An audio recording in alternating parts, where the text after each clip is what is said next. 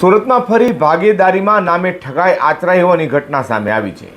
લા મેન્સા રેસ્ટોરન્ટમાં ભાગીદારો દ્વારા કરવામાં આવેલી છેતરપિંડીનો ભાંડો ફૂટતા નોંધાયેલી પોલીસ ફરિયાદના આધારે પોલીસે બે ઠગ ભાગીદારોને ઝડપી પાડ્યા છે। સુરત શહેરના સિંગણપર પોલીસ સ્ટેશન વિસ્તારમાં લા મેન્સા રેસ્ટોરન્ટની ભાગીદારી પેઢીમાં નાણાકીય ગેરરીતિ અને છેતરપિંડીની ફરિયાદ નોંધાવી હતી। તેમાં ફરિયાદ કરનાર પરેશ સોરઠીએ જણાવ્યું હતું કે આરોપીઓ રવિન્દ્ર ગોરસિયા અને કેવલ પટેલે પેઢીના વ્યવહારોમાં ₹49,58,700 ઉચાપત કરી વિશ્વાસઘાત આચર્યો હતો। જેમાં આરોપી રવિન્દ્રકુમાર ગોરસિયાએ પેઢીના નાણાંનો ગેરઉપયોગ કરી લોનની રકમ પોતાના અંગત ખાતામાં ટ્રાન્સફર કરી હતી। તેમજ આરોપી કેવલ પટેલ સાથે મળી જમીનનું ભાડું ચૂકવાયેલ હોવા છતાં ભાડું બાકી હોવાનું દર્શાવી લીગલ નોટિસ મોકલી મિલકતનો કબજો મેળવવાનો પ્રયાસ કર્યો હતો। જોકે આર્થિક ગુનો બન્યો હોય સિંગણપર પોલીસ પાસેથી સુરત ક્રાઇમ બ્રાન્ચની ઇકોસેલની ટીમે આ મામલે તપાસ હાથ ધરી હતી। ઇકોસેલની ટીમે ટેકનિકલ સર્વેલન્સ તથા હ્યુમન સોર્સની મદદથી બંને આરોપીઓ રવિન્દ્ર કનુ ગોરસિયા અને કેવલ ભરત પટેલને ઝડપી પાડી સળિયા પાછળ ધકેલી દીધા છે।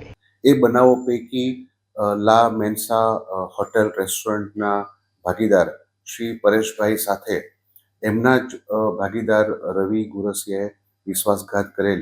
જે બનાવની હકીકત એવી છે કે બંનેનો આ રેસ્ટોરન્ટનો વ્યવસાય લા મેન્સા નામનું રેસ્ટોરન્ટથી કતારગામ વિસ્તારમાં ચાલતું હતું અને ત્યાં ભાગીદારી પેઢીમાં આ વ્યવસાય ચાલુ હતો। એ દરમિયાન ભાગીદાર રવિ ગોરસિયા દ્વારા પૈસા પોતે અન્ય ફરિયાદીની જાણ બહાર ઉપાડી લઈ 49 લાખ રૂપિયાની વિશ્વાસઘાત એની સાથે કરવામાં આવેલો હતો અને ભાગીદાર રવિ ગોરસિયાએ પોતે જે જમીન માલિક હતા એમની સાથે પોતાના પર્સનલ સ્ટેટસમાં એ ભાગીદારી કરાર બંને મેળાપીપણામાં રદ કરી અને પરેશભાઈની જાણ બહાર જ તે આ વ્યવસાય બંધ કરાવવા માટેના પ્રયત્ન કરેલા। જે અનુસંધાને ફરિયાદી શ્રી પરેશભાઈ દ્વારા ફરિયાદ આપતા ગુનો નોંધવામાં આવેલ છે। આરોપી રવિ ગોરસિયા અને કેવલની ધરપકડ કરવામાં આવેલ છે। તપાસ તજવીજ ચાલુ છે।